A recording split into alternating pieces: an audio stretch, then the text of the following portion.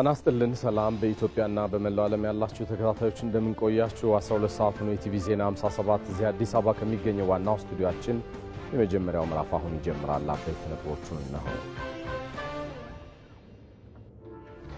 በሀገረ መንግስት ታሪክ ጠንካራና ተሻጋሪ ተቋማት ያለ መገንባታቸው ኢትዮጵያ የባህር በር ጭምር እንድታጣ እንዳደረጋት ምሁራን ተናገሩ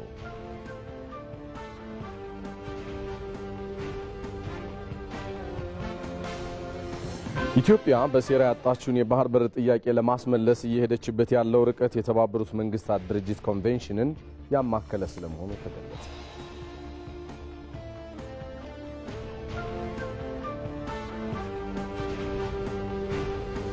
የአሜሪካ ፕሬዝዳንት ዶናልድ ትራምፕ ለሀገራቸው የጦር ሚኒስቴር የኒውክሌር መሳሪያዎች እንዲሞከሩ ትዕዛዝ ስለመስጠታቸው ደግሞ ከውጭ ዘናል።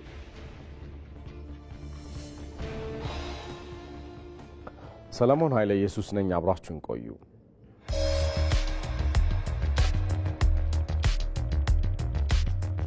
በከፍተኛ እምነትና ኩራት ለገልጽ መፈልገው ጉዳይ በ2032 የኢትዮጵያ ኢኮኖሚ ቢያንስ ከአፍሪካ ሁለተኛው ኢኮኖሚ ይሆናል።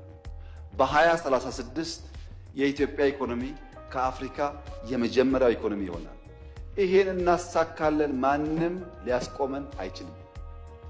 እናሳካለን።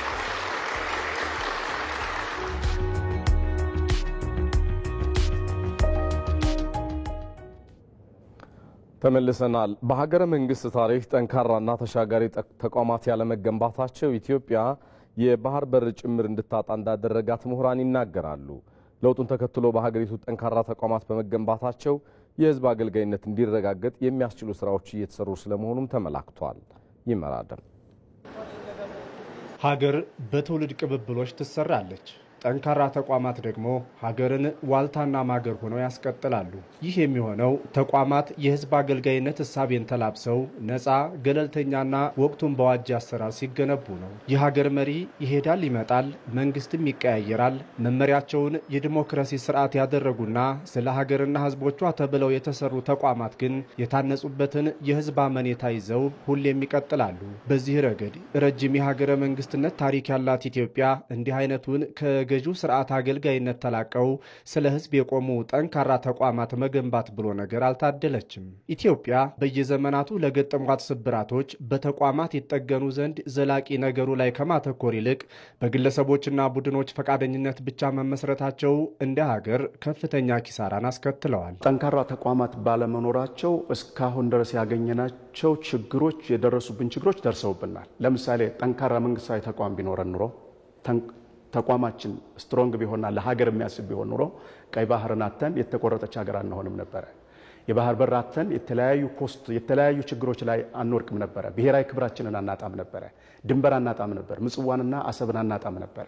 መንግስት በተቀያየረ ቁጥር አብረው እየፈረሱ ከዜሮ የመጀመሪያ ባዜ ጠንካራ የሲቪል ሰርቪስ የሚሆኑ የጸጥታ እንዲሁም የዲሞክራሲና የፍትህ ተቋማት የመገንባት ጉዞ ህልም ሆኖ ቀርቷል። ዲሞክራሲን የመገንባት የልምምድ ጉዞ የፖለቲካ ምህዳርን የመሸከም ኃላፊነትን የሚያሳልጡ ጠንካራ ተቋማት ተፈጥረው ማየት ለኢትዮጵያ እንደ ምግብ የተራበችው እንደ ውሃ የተጠማችው ሀቅ ነው። ሁሉን አፍርሶ ከባዶ የመጀመር ታሪክ ከእንግዲህ ማብቃት አለበት የሚለው የመደመር መንግስት በፊት ወረቶች ጥሩ የተሰራን ይዞ ስህተትን እያረሙ ጠንካራ አቅምን የመገንባት ጉዞ ውስጥ ገብቷል። በየጊዜው የሚሰሩ በጎ ስራዎችም ቢሆኑ በጠንካራ ተቋማት ካልተደገፉ በስተቀር ቀጣይነታቸው ጥያቄ ውስጥ ይወድቃል። ይህን ታሳቢ በማድረግም የተቋማት ግንባታ አንገብጋቢ የሥራ አቅጣጫ ተደርጎ እየተተገበረ ለመሆኑ መዲናዋ አዲስ አበባ ማሳያ ትሆናለች።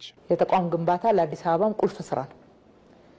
በተለይ ደግሞ የሀገራችን መዲና እንደመሆነ ብዙ ዲፕሎማቶች የሚኖሩባት አገልግሎት የሚፈልጉባት አፍሪካኖች ዋና ከተማችን ብለው የሚጠሯት ከተማ ላይ የሚሰጠው አገልግሎት ተወዳዳሪ፣ ፈጣን፣ ደረጃውን የጠበቀ መሆን መቻል አለበት ነው። ይህንን ለማድረግ አንዱ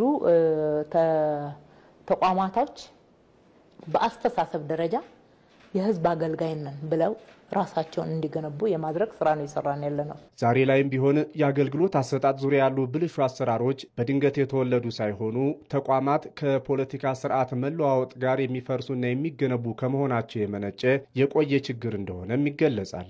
በእርግጥ ስር የሰደደ የተቋማት ብልሽት የብዙ ዓመታት ፈተና ለሆነባት ሀገር በአንድ ጀንበር ይስተካከላል ብሎ መጠበቅም ዘበት ያስብላል። ለዚህም ነው ጠንካራ ሀገርና ተቋማት መገንባት የትውልድ ቅብብሎች ነው የሚባለው። የአሁኑ ትውልድ መሰረት ይገነባል፣ ቀጣዩ ደግሞ ዘመን በዋጀ አሰራር አሻሽሎ ያስቀጥላል እንደማለት። ተቋማት የአንድ ሀገር ህልውና ናቸው። እነዛ ተቋማት በትክክል መሬት ላይ ሲወርዱ ነው የሚገባቸውን ስራ ለታቀደላቸው እቅድ ሲውሉ ነው ሀገር ማደግ የምትችለው። ያደጉ ሀገራት የደረሱበት ደርሰን ከዛም ለማለፍ እንድንችል አሰራራችን መበልጸግ አለበት። ከድሮ ጀምራ ዓለም ትረስት የሚያደርጋት የሚያምናት ሀገር በሰራተኝነቷ በጉብዝናዋ ለምንድን ነው ድርጅቶቻችን ዛሬ ያን የታሰበውን ውጤት ያላመጡት? ያ መፈተሽ አለበት፣ ያ መጠናት አለበት፣ መታረም አለበት ባይ ነኝ። የዲሞክራሲ ስርዓት ግንባታ ሂደትም ቢሆን በኢትዮጵያ ረዘም ያሉ ዓመታት ሊያስቆጥር እንጂ ነፃና ገለልተኛ የሆኑ ጠንካራ ተቋማት ባለመፈጠራቸው የተባለውን ያህል ሳይሳካ ቀርቷል። እናም ኢትዮጵያውያን የሚጠይቁትን የዲሞክራሲ ስርዓት ጠንካራ ተቋማትን በመገንባቱን እንዲሆን ከሀገራዊ ፍልስፍና ጋር አዛምዶ መተግበር እንደሚያሻ ኢትዮጵያዊ ዲሞክራሲ ፍለጋ በሚል መጽሐፍ ደራሲ የሆኑት ዶክተር ተስፋዬ በልጅጌ ይናገራሉ። ቤታችን ያለን ነገር ትተን ሌላ ያማተርን ቆይተናልና ወደ ውስጣችን ተመልክተን ለኢትዮጵያዊ ጥያቄዎች አብዛኛዎቹ ምላሾች በኢትዮጵያውያን እጅ ስላለን ይህንን በኢትዮጵያዊ እጅ ያለን ነገሮች በአግባቡ አውጥተን እንጠቀም የሚል ሀገራዊ ፍልስፍና ሀገራዊ እሳቤ ነው የተወለደው። አሁን ላይ ኢትዮጵያ የተያያዘችው ተቋማትን በቴክኖሎጂ የማደራጀት ስራና ህዝባዊ አገልጋይነት እሳቤ የተገልጋይን እንግልት የአገልጋይን መሰላቸት የሚቀንስ የዘመኑ መፍትሄ ሆኖ መጥቷል። የዲሞክራሲና በሌሎች ዘርፎች ያሉ ጠንካራ ተቋማት ባልተገነቡ ጊዜ የሀገረ መንግስት ግንባታው ችግር እንደሚገጥመው የተረዳችው ኢትዮጵያ አሁን ላይ በመፍጠርና በመፍጠን እየሰራች ነው። ዘገባዎቻችን ይቀጥላሉ። ኢትዮጵያ በሴራ ያጣችውን የባህር በር ጥያቄ ለማስመለስ እየሄደችበት ያለው ርቀት የተባበሩት መንግስታት ድርጅት ኮንቬንሽንን ያማከለ ስለመሆኑ ይገለጻል።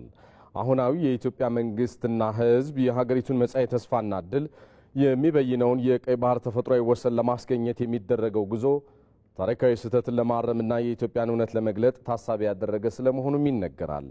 ለመሆኑ ኢትዮጵያ በስልጣኔ መነሻ እንደሆነ በሚነገርለት የቀይ ባህር ቀጠና ስለምን ተገፍታ ወጣች? ቀጣዩን ትንታኔን ጋብዛችሁና እንመለስ። ቀይ ባህር የኢትዮጵያ ወደቦች የንግድና የስልጣኔ ማዕከል ሆኖ በሺህ ለሚቆጠሩ ዓመታት ስለመዝለቁ የታሪክ ተመራማሪዎችና ጸሐፍት ለትውልድ ያሻገሯቸው እውነታዎች ሕያው ምስክሮች ናቸው። ኢትዮጵያ በ3 እና በ4 ሺህ ዘመናት ከአክሱም ስልጣኔ ጀምሮ ከፍተኛ የባህር ኃይል የነበራት እስከ ህንድ እስከ ሮማን ስልጣኔ መሪዎች ጋር ሁሉ ተጋግዛ ከፍተኛ ስራዎችን የምትሰራ ባለ ብዙ የወደቦች ሀገር የነበረች ነው። ይህ ብቻም አይደለም። ቀይ ባህር የኢትዮጵያውያን የታላቅነት የኃያልነትና የተፈጥሮ ወሰኗ መገኛም ጭምር ሆኖ አገልግሏል። ከ1983 የመንግስት ለውጥ ጀምሮ ግን በወቅቱ ሀገሪቱን ያስተዳድር በነበረው መንግስት ውሉ በማይታወቅና እስካሁንም ደብዛው በጠፋውና ማስረጃ ባልተገኘለት አኳኋን ኢትዮጵያ ለአያሌ ዘመናት ከናኘችበትና ከደመቀችበት ቀጠና ተገፍታ ከወጣች እነሆ ሩብ ምዕት ዓመታት በላይ እንደዋዛ ተቆጠሩ። ኢትዮጵያን የቀይ ባህር አክሰስ ያሳጣው ውሳኔ ማን ወሰነው? ካቢኔው ይሆናል ብለን የካቢኔውን ዶክመንት ብናገላብጥ የለም፣ ካቢኔው አያውቀውም። አይ የለም ምክር ቤት ይሆናል የወሰነው ብለን ብንወስን ምክር ቤቱም አልነበረ፣ ምክር ቤት አያውቀውም ውሳኔው። የለም የኢትዮጵያ ሕዝብ በሪፈረንደም ወስኖ እንዳይሆን እንዳይባል ነበርን እኛም ያኔ። የኢትዮጵያ ሕዝብ ያልወሰነው ተወካዮቹ ያላዩት ቢያንስ ካስፈጻሚ ካቢኔ ያላየው ውሳኔ ማን ወሰነው? ሀገሪቱና የሀገሪቱ ህዝቦችም ከዛን ጊዜ ጀምሮ ከተፈጥሯዊና ህጋዊ ወሰኗ ተገፍታ ኢትዮጵያ መውጣቷን ተከትሎ ለከፍተኛ የኢኮኖሚ ጥገኝነትና የደህንነት ስጋት እንዲጋረጥባት አድርጓት ቀጥሏል። ቀይ ባህርና የአባይ ጥያቄ የአንድ ሳንቲም ሁለት ገጾች ናቸው። አባይን ውሃ ተፈጥሯዊ ፍሰት ተቀብለው ያ ፍትሃዊ የወንዝ መጠቀም ይገባኛል ጥያቄዎቹን አክብረው እንዲሄዱ የጣረችውን ያህል በአሰብ ላይ ሲመጣ የሚሸረብበት ሴራ የዛኑ ያህል ታሪካዊና ተፈጥሯዊ ፍትህ ያጣችበት ነው። ይሄ በቀላሉ የኮንስፓይረሲ ቲዮሪስት ነው። እንዲያም ሆኖ ይህንን ታሪክ ይቅር የማይለውን በደልና ሴራ የፈጸሙባትን ግለሰቦች በመቃወም በኢትዮጵያ ላይ በጓዳ የተሸረበባትን ድርጊት አግባብ እንዳልነበረ ግን የሞገቱ እውነተኛ ልጆቿ እንደነበሯት አይዘነጋም በታሪክ። ይህም ጉዳይ በሕግ ሊታይና ሊፈታ የሚችለው በኢትዮጵያ ሕዝብ ውሳኔ ብቻ ነው። ይህ ጉባኤ የሽግግር መንግስቱን ለመመስረት የተዋቀረ ብቻ መሆኑንና የኢትዮጵያን ሕዝብ በምንም አይነት የማይወክል መሆኑን ደጋግመው አስገንዝበውናል። በዚህ መሰረት ይህ ጉባኤ በኢትዮጵያ ሕዝብ ስም ምንም ጉዳይ ሊወስን፣ ሊያግድ ወይም ሊሰርዝ አይችልም። በዚያን ወቅት ስለ ቀይ ባህርና በቀይ ባህር ቀጠና አሰብን ጨምሮ ኢትዮጵያ ታስተዳድራቸው ስለነበሩ ወደቦች የሚያነሱ ቡድኖች፣ ሀገር ወዳድ ግለሰቦችና ፖለቲከኞች መሳደድ፣ መታሰርና በግዞት ሀገራቸውን ለቀው እንዲሰደዱ ማድረግ እጣፈንታቸው ሆኖ የግፍ ጽዋን የተጎነጩም እልፎች ነበሩ።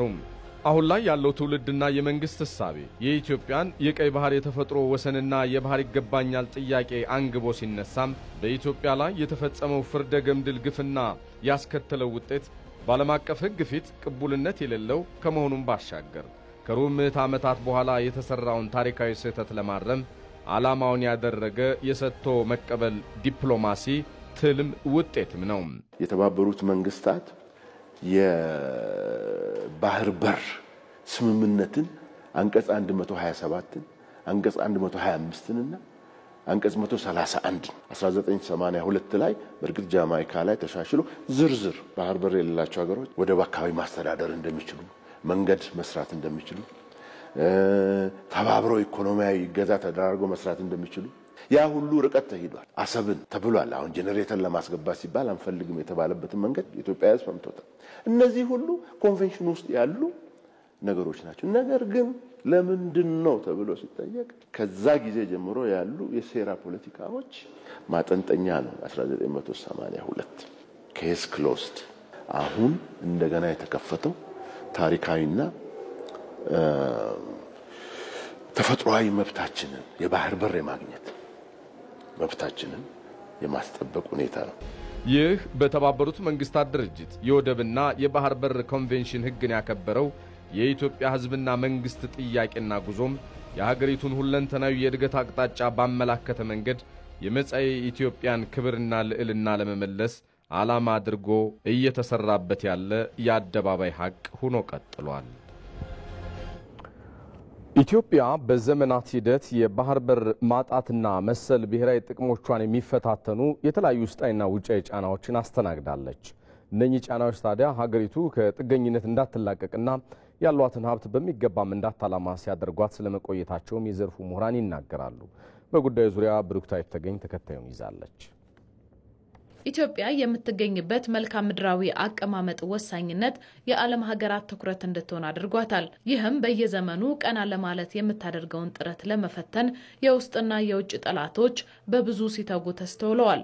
አሁንም ይህንን የውድቀት ታሪክ ለመፋቅ በሞከረች ቁጥር የሚገጥሟት ፈተናዎች አልቆሙም። ኢትዮጵያ በሁለት እግሯ መቆም እንዳትችል የሚሹ የሚሰሩ ሀገራት ባሉበት ሁኔታ ኢትዮጵያውያን የናሽናል ኢንትረስትን ለይተው ማወቅ ካልቻሉ ለፖለቲካ ፍጆታ ብቻ ለጥላት ፍላጎትና ጥያቄዎች ተላልፈው ከተሰጡ የነሱን ፍላጎት ለማሳካት ቀላል መንገድ ይመስላቸው ከጥላት ጋር ማበር ነው።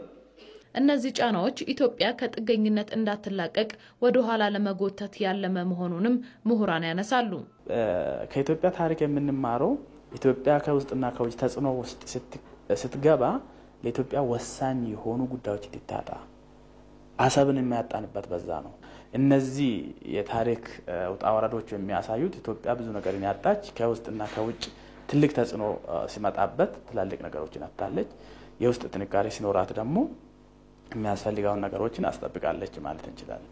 ባዳዎች እነዚህ የኢትዮጵያ ብሔራዊ ጥቅም በተቃራኒ የሚቆሙ ሀገራት ሀገር ውስጥ ያለው ጊዜያዊና ትናንሽ ጥቅሞችን የሚፈልጉትን ስፖንሰር እያደረጉ ደካማ ኢትዮጵያ እንድትፈጠር አድርገው ይሄ የኢትዮጵያ መሰረታዊ አንዱ ትልቁ የውጭ ግንኙነት ላይ ብሔራዊ ጥቅም መሸራረፍ ዋናው ይሄ ነው። በቃ ውስጥ ያሉትና ውጭ ያሉ የውስጡ ባንዳ የውጩ ባዳ አንድ ላይ መሆን ጫናዎቹ እድገቷን ከማደናቀፍ ባለፈም ሀገሪቱ ብሔራዊ ጥቅሞቿን ለማስጠበቅ በምታደርገው ጥረት ላይ እንቅፋት መሆናቸው አልቀረም። ኢትዮጵያ አሳክታ ለዓለም ያሳየችው እንደ ታላቁ ህዳሴ ግድብ ያሉ ግዙፍ ፕሮጀክቶች ግን እነዚህን ፈተናዎች ወደ አይበገሬ አቅም መለወጥ እንደሚቻል ማሳያ ናቸው። ኢትዮጵያውያን ለዓላማቸው መቆም መታወቂያቸው ነው የሚሉት የቀድሞ የአሜሪካ ዲፕሎማት ቲቦር ናዥ በፈተናዎች መጽናትና ጀምሮ መጨረስንም ለዓለም እያሳዩ ያሉ ህዝቦች ናቸው ብለዋል።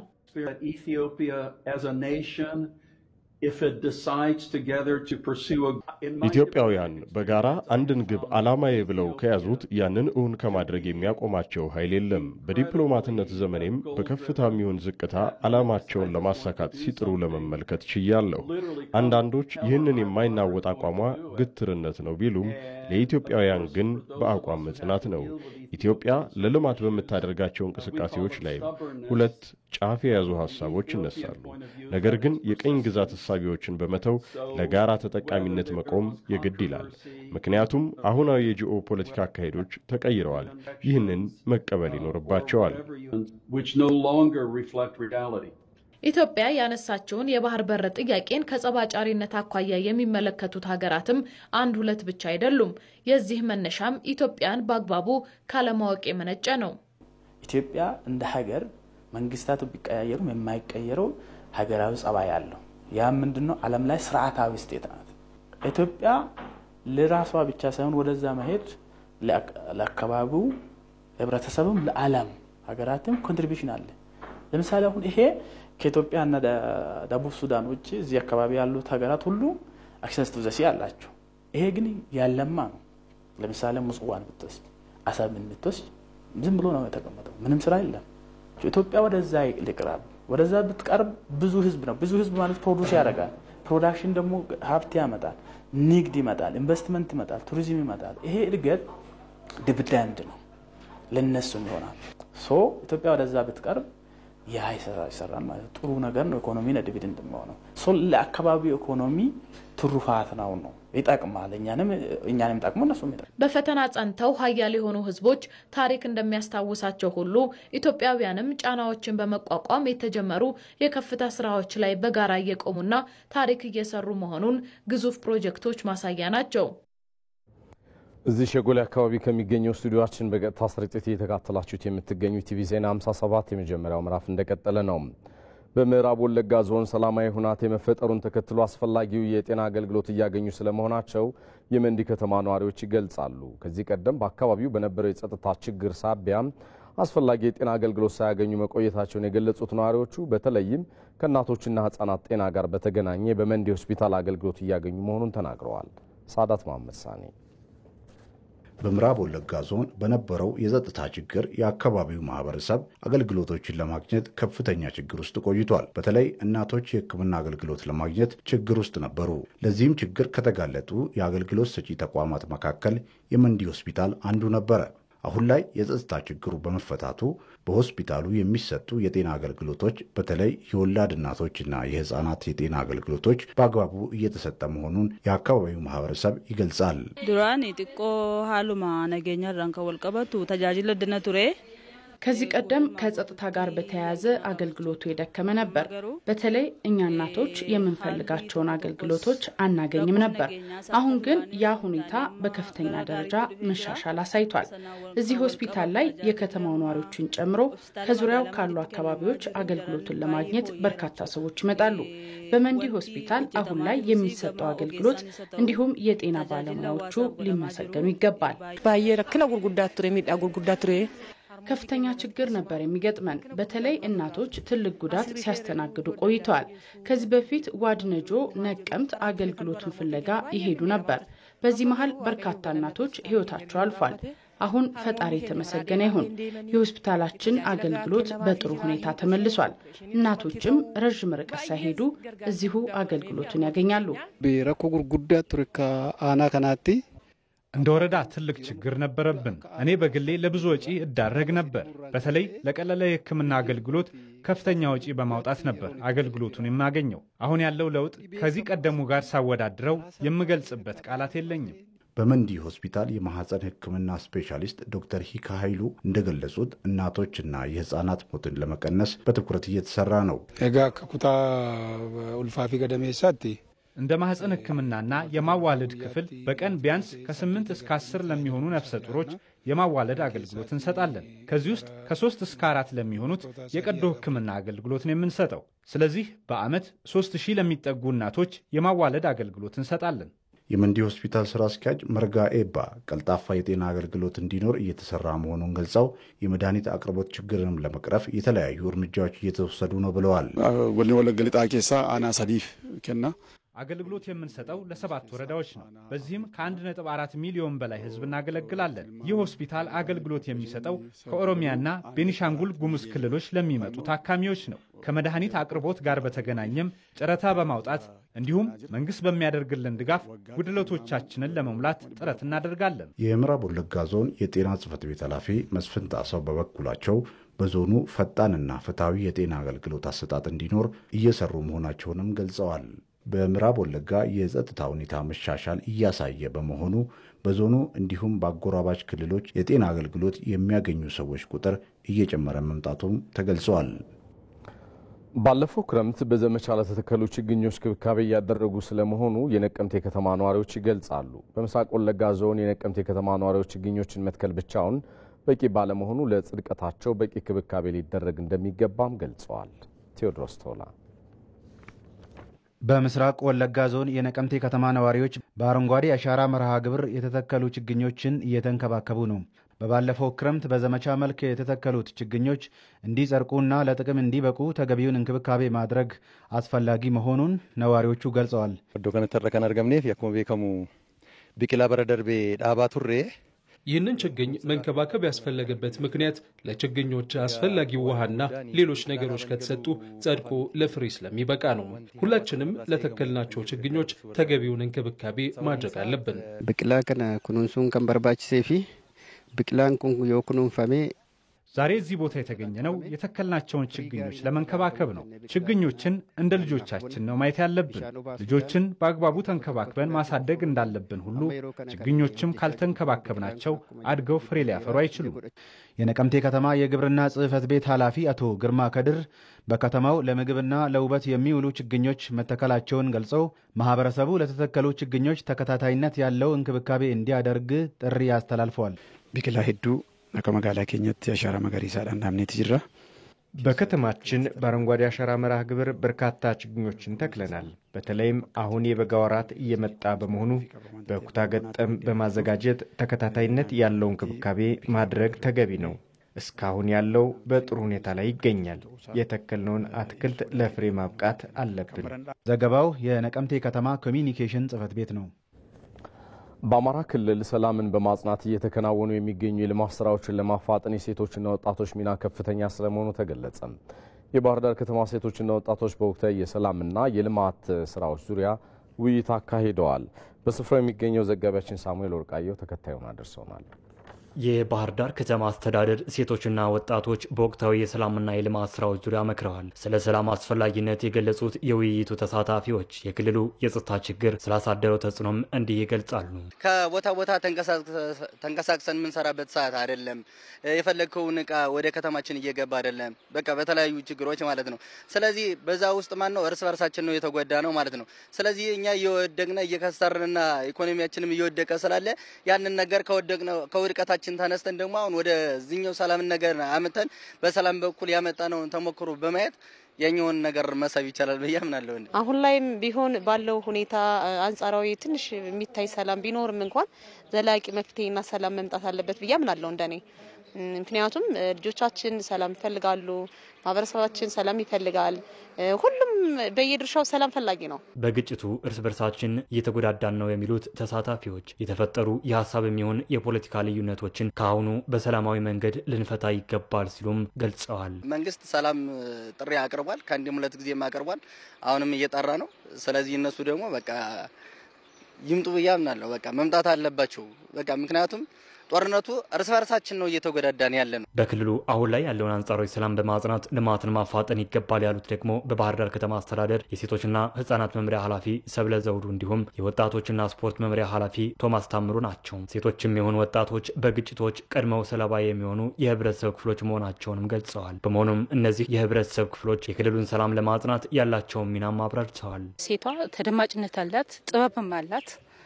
ተጎጅም አሁን ባለንበት ችግር ምክንያት ተጎጅም እሷ ነች። ከዚህ ችግር ለመውጣት ደግሞ በወጭም የወጣው አካል አሁን ለድርድር እንዲገባ እየፈለግ ነው። እንዲገባ የምንፈልገው አካልም የሷ ልጅ ነው፣ የሷ ወንድም ነው፣ የሷ ባል ነው። በዛ ልክ ሴቷ ትልቅ አቅም አላት፣ ትልቅ ጥበብ አላት። በዛ ልክ ደግሞ ሴቷ ሰርታ ሰላማችን ለማረጋገጥ ምን ሄድበት ርቀት ይኖራል ማለት ነው። ወጣቱ አሁንም በተለይ ስለ ሰላም አስፈላጊነት ከመረዳት ጀምሮ በእያንዳንዱ የህብረተሰብ ክፍል በማስረዳት እንዲሁም ደግሞ የሰላሙ ባለቤት እኔ ነኝ ብሎ ራሱን ከአልባሌ ነገሮች በማጽዳት አካባቢውን ተደራጅቶ በመጠበቅ አሁን እያስቸገረን ያለን ከተማችን ላይ ውስጣችን ላይ ያሉ ችግሮች ናቸው እና ውስጣችን ላይ ያሉ ችግሮችን ደግሞ በዘላቂነት ለመፍታት ወጣቱ በባለቤትነት መንፈስ ከመንግስት ጋር አብሮ ተቀራርቦ ስራዎችን መስራት አለበት። የውይይቱ ተሳታፊ ወጣቶችና ሴቶችም የከተማዋን ብሎም የክልሉን ሰላም በማጽናት የልማት ስራዎችን ለማፋጠን የበኩላቸውን ሚና እንደሚወጡ ተናግረዋል። ልቦና ይስጠንና የየድርሻችንም እያልን ነው።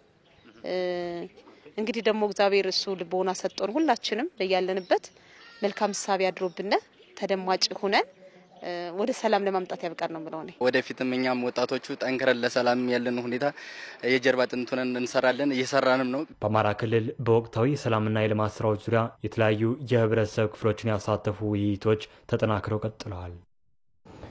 የኢትዮጵያውያን የመነጋገርና የመደማመጥ ባህል የጋራ መግባባትን ለመፍጠር ያግዛል ሲሉ የሀገራዊ ምክክር ኮሚሽን ኮሚሽነር አምባሳደር መሐመድ ድሪር ተናገሩ። ዜጎች በሀገራቸው ጉዳይ ላይ የነቃ ተሳትፎ ሊያደርጉ እንደሚገባም ነው ኮሚሽነሩ የገለጹት። ባልደረባችን አልጋነሽ ተካ ተከታዩን ይዛለች። ይሄ የሀሳብ ልዕልና ላይ እኔ መጀመን መሰልጠን፣ በንግግር ችግር መፍታት ማንኛችንንም እንደ ሀገር ይጠቅመናል። ምክንያቱም አሁን ጦርነት እና ግጭትን እየወለደ ኢትዮጵያ ውስጥ ያለንን ኢኮኖሚ ከማድቀቅ ያለንን የሰው ኃይል ከመብላት ውጪ ምንም ትርፍ የለው። በቃ ሌሎች ሀገራትን ስላየን ቁጭ ብሎ መነጋገሩ ለዛሬ ብቻ ሳይሆን ለወደፊት ልጆቻችንም ነው የሚጠቅመው። ይሄ ትሬንድ መለመድ አለበት ባይ ነኝ። እንደ ሀገር የጋራ መግባባትን ለመፍጠር ሁሉም ዜጎች የሚሳተፉበትና ሀሳባቸውን የሚያራምዱበትን መድረክ ፈጥሯል የኢትዮጵያ የምክክር ኮሚሽን። በመግቢያችን ያስደመጥናችሁ ድምጽም የሀገሬ ጉዳይ ይመለከተኛል በሚል በዛሬው የኢትዮጵያ ቴሌቪዥን ዳጉ ፕሮግራም ላይ ሀሳባቸውን ያጋሩ ታረቀኝ የተባሉ የአዲስ አበባ ነዋሪ ናቸው። ሀገርን የሚያሻገር የሀሳብ ልዕልናን በማምጣት ዙሪያ በነበረው ውይይት ላይ እንደተገለጸው የኢትዮጵያውያን ባህላዊ እሴቶች ኢትዮጵያ እንደ ሀገር እንድትቀጥል አድርገዋታል። የመደማመጥ ባህል መዳበር ደግሞ የሀገርን ቀጣይነት ያረጋግጣል ይላሉ የሀገራዊ የምክክር ኮሚሽን ኮሚሽነር አምባሳደር መሐመድ ድሪር።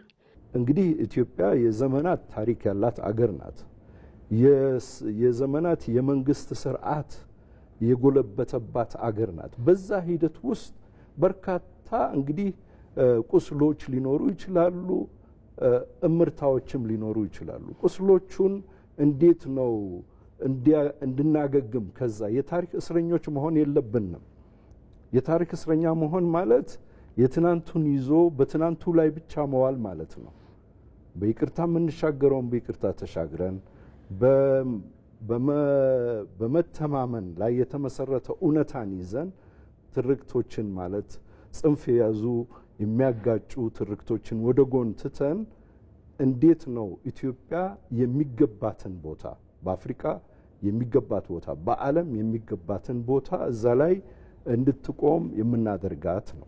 በኢትዮጵያ ፖለቲካ ውስጥ ያለው የአሸናፊነትና የተሸናፊነት አስተሳሰብ መወገድ አለበት የሚሉት የፖለቲካ ሳይንስ ምሁርና የሕግ ጠበቃ ፕሮፌሰር አለማየሁ ገብረ ማርያም ለዚህ ደግሞ መነጋገርና መደማመጥ ተገቢ ነው ይላሉ።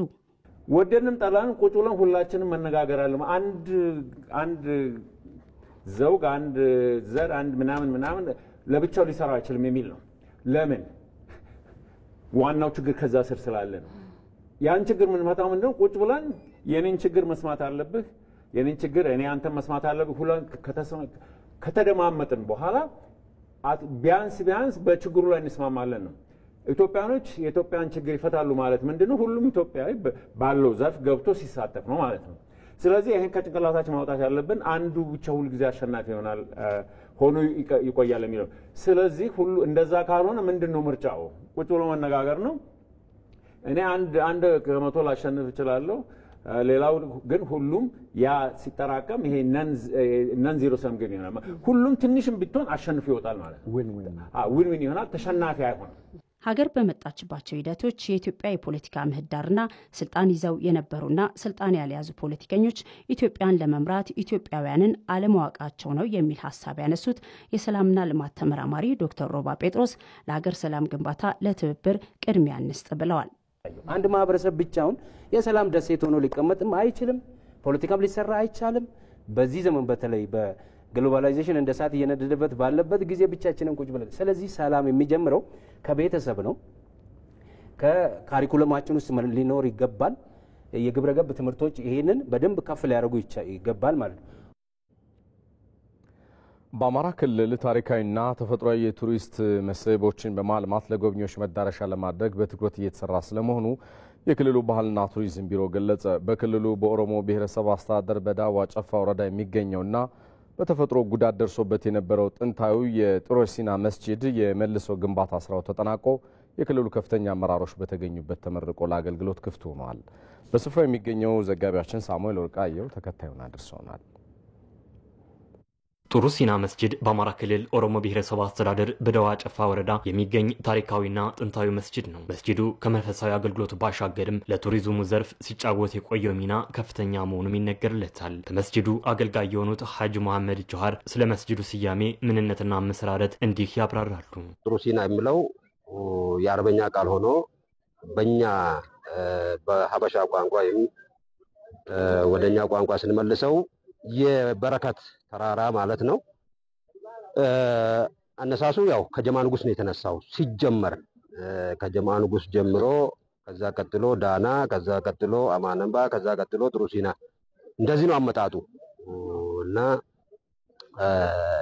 ታሪኩ ከ100 ዓመት በላይ ረጅም ነው። ይህ ሰፊ የሆነ አገልግሎት ሲሰጥ የቆየው መስጂድ ከዓመታት በፊት የተፈጥሮ አደጋ ደርሶበት እንደቆየም ተገልጿል። የደረሰበት ጉዳት ተፈጥሯዊ አደጋ ነው።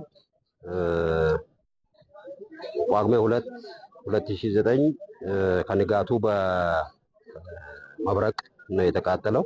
ባለፉት ዓመታት መስጂዱ መልሶ ለመገንባት ርብርብ ሲደረግ የቆየ ሲሆን በአሁኑ ወቅትም የመልሶ ግንባታ ስራው ተጠናቆ ተመርቆ ለአገልግሎት ክፍት ሆኗል። የአማራ ክልል ባህልና ቱሪዝም ቢሮ ኃላፊ መልካሙ ጸጋዬ መስጂዱን መልሶ ለመገንባት ሲደረግ የነበረውን ተሳትፎም እንዲህ ገልጸዋል። የጥሩሲና መስጂድ እንዳጠቃላይ በአማራ ክልል ባህልና ቱሪዝም ቢሮ በኩል እንዲሁም በኦሮሞ ብሔረሰብ አስተዳደር ዞን በኩልና በማህበረሰቡ አጠቃላይ ድጋፍ እንግዲህ እንደምታየው ሙሉ ለሙሉ ጠፍቶ ከነበረበት ወደ ነበረበት እንዲመለስ ጥረት ተደርጓል።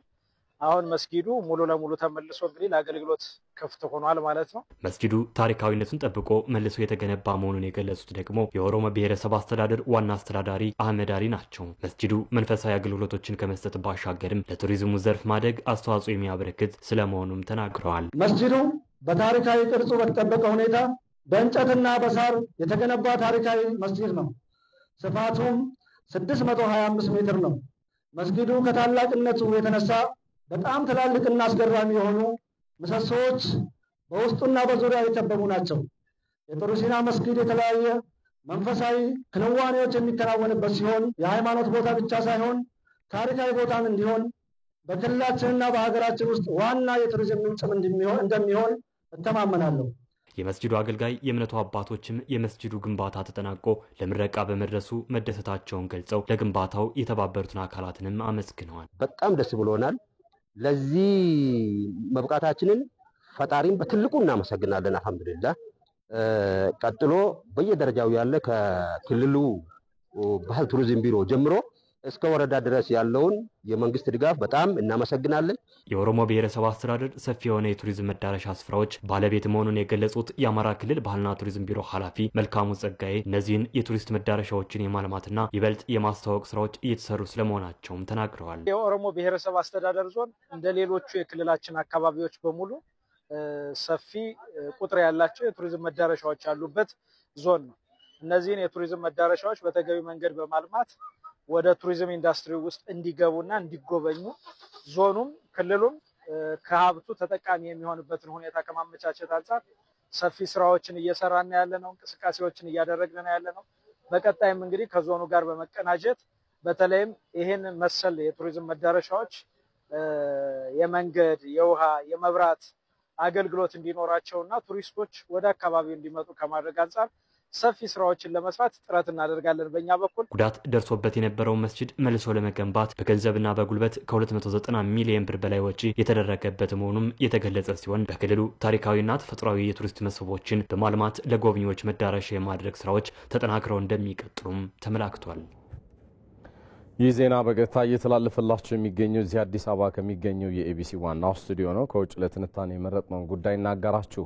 የአሜሪካው ፕሬዚዳንት ዶናልድ ትራምፕ ለሀገራቸው የጦር ሚኒስቴር የኒውክሌር መሳሪያ እንዲሞከር ትዕዛዝ ሰጡ። ፕሬዚዳንቱ ይህንን ትዕዛዝ የሰጡት ሩሲያ ከጉዳዩ ጋር በተያያዘ የሰጠችው ማስጠንቀቂያ ጽፋ ሊሆን እንደሚችል እየተገለጸ ነው። አለም ነው ዋሴ። ፕሬዚደንት ትራምፕ ራሽያና ቻይናን ጨምሮ ሲሉ የገለጹት የኒውክሌር ሙከራ የትኛው እንደሆነ ግልጽ አይደለም። ወይስ የኒውክሌር አረር ተሸካሚ ሚሳኤሎችን ሙከራ ማለታቸው ይሆን? ፕሬዚደንት ትራምፕ ይህን ውሳኔያቸውን ያሳወቁት ደቡብ ኮሪያ ውስጥ ከቻይና ፕሬዚደንት ሺ ጂፒንግ ጋር ተገናኝተው ለመነጋገር ማሪን ዋን በሚሰኘው ፕሬዚደንታዊ ሄሊኮፕተራቸው ጉዞ ላይ ሳሉ እንደነበረ ታውቋል። ድንገተኛና ምናልባትም አስደንጋጭ ውሳኔያቸው የተሰማው ግን የሩሲያ ፕሬዝደንት ቭላዲሚር ፑቲን በአንድ ወታደራዊ ሆስፒታል ጉብኝት ላይ አንድ ሌላ አዲስ የኒውክሌር ዜና ከሰበሩ ሰዓታት በኋላ ነበረ። በሆስፒታሉ ከዋናው ዶክተርና ከተወሰኑ በጦር ሜዳ የቆሰሉ ወታደሮች ጋር አብረው ተቀምጠው የታዩት ቭላዲሚር ፑቲን ሌላ ከቶም ሊሸነፍ የማይችል የራሽያ ጦር መሳሪያ የተሳካ ሙከራ መካሄዱን ገለጹ። ፖሴይዶን ይባላል። ከሰርጓጅ መርከቦች በውሃ ውስጥ ለውስጥ የሚተኮስና ወታደራዊ ተንታኞች ከ9650 ኪሎ ሜትር በላይ ሊጓዝ ይችላል ስላሉት በሙከራ ደረጃ ላይ የሚገኝ በኒውክሌር ኃይል የሚሠራ መሣሪያ ነበር። ፑቲን መሣሪያውን ለመጀመሪያ ጊዜ መሞከሩን አስታውቀዋል። በዓለማችን መሳ የሌለው ልዩ ነው ሲሉ የመሣሪያውን አውራነት አገዝፈዋል። የታለመለትን ኢላማ ከማነቦጭ የሚያሰናክለው ምንም አምካኝ መሣሪያ የለውም ሲሉም ፍርጥም ብለዋል። ፑቲን ከዚህ ጋር የዓለማችን ቁጥር 1 ገዳይ የኒውክሌር መሣሪያ ጥቃት አድራሽ ስለተባለው ሰይጣን 2 ተብሎ ስለሚታወቀው ሳርማት አህጉር አቋራጭ ቦሊስቲክ ሚሳኤል በቅርቡ ለግዳጅ እንደሚጠመድም እንደዋዛ አስታውቀዋል። ፑቲን በአንድ ሳምንት ጊዜ ውስጥ የኒውክሌር ግምጃ ቤታቸው ውስጥ አዳዲስ መሣሪያዎች መጨመራቸውን ሲገልጹ ሁለተኛ ጊዜያቸው ነው። ፕሬዚደንት ፑቲን ሌላ በኒውክሌር ኃይል የሚሠራና ትንሿ ቼርኖቤል የሚል ቅጽል ስም ይወጣለት በኒውክሌር ነዳጅ የሚሠራ ከፊል ፍጡነ ድምፅ የሆነና ላልተወሰነ ጊዜና ርቀት የትም ሲዞር ውሎ ማደር የሚችል ቡረቨስትኒክ የተባለ አዲስ ክሩዝ ሚሳኤል በስኬት መሞከራቸውን አስታውቀው ነበረ። ተንታኞች እንደሚሉት ራሽያ የዩክሬን ይገባኛል ጥያቄዋን ለማስረገጥ ብላ ያደረገቻቸው ኒውክሌራዊ ማስገንዘቢያ የዋይት ሃውስን ነርቭ ነክቶ ምናልባት ሁላችንንም ወዳልታሰበ አዲስ አደገኛና የማይተነበይ ክፉ ዘመን ይዞን ሳይገባ አልቀረም ይላሉ። የተወደዳችሁ ለመጀመሪያው ምዕራፍ ያልናቸው የኢቲቪ ዜና 57 ጉዳዮቻችን ነኝ ናቸው። ምሽት